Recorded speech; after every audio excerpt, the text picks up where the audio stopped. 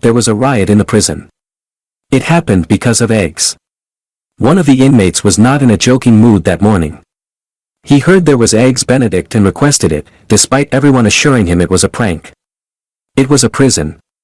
They weren't receiving fancy meals. They were getting slop. The man was dissatisfied with his situation and kidnapped a guard. His demands were for all of his favorite foods. He also wanted Angelina Jolie to serve it to him. The prison couldn't get him any of those items, so SWAT was brought in. Hondo and his team arrived at the prison. They swiftly apprehended their prisoner. They released the hostage.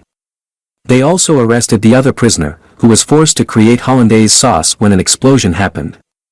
Miko disobeyed Hondo's orders to safeguard a prisoner who became buried under. He saved the man's life, yet he disobeyed orders. He also hurt his hands.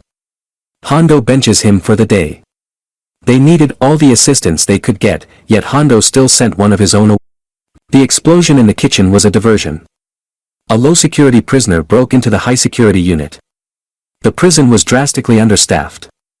That is why the hostage crisis began in the first place. Hondo and his team were the only ones carrying fire. They attempted to follow the prisoner inside the high-security area when he detonated more explosives.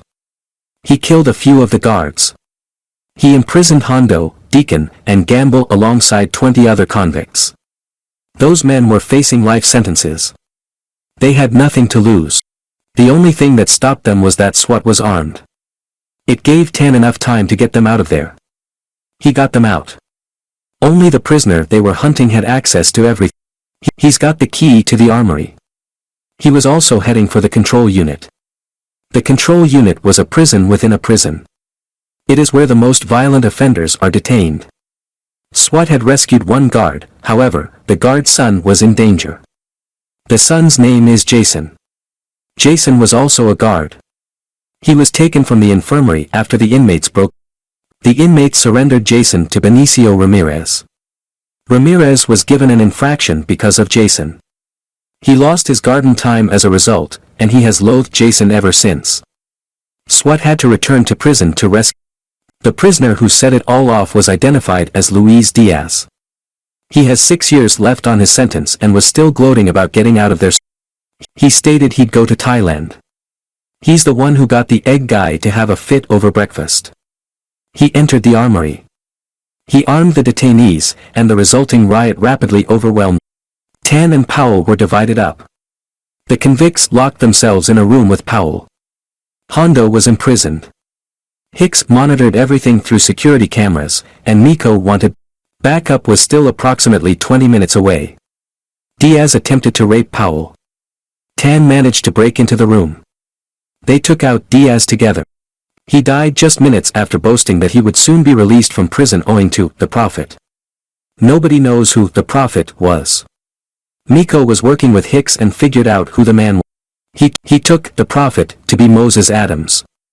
He was imprisoned for torturing and murdering 8 women. Moses was considered a prophet. Miko was meant to go home, but he stayed to aid. They wouldn't get any assistance from the warden. The warden was already giving interviews to journalists, alleging that the violence that left several men dead was entirely Hicks' fault. Hicks once attended a fundraiser where the warden was also present. Hicks witnessed the guy cheating to acquire his fantasy trip, which is why he personally handled the situation. He thought someone who cheated at a charity event wasn't a decent guy. And he was correct.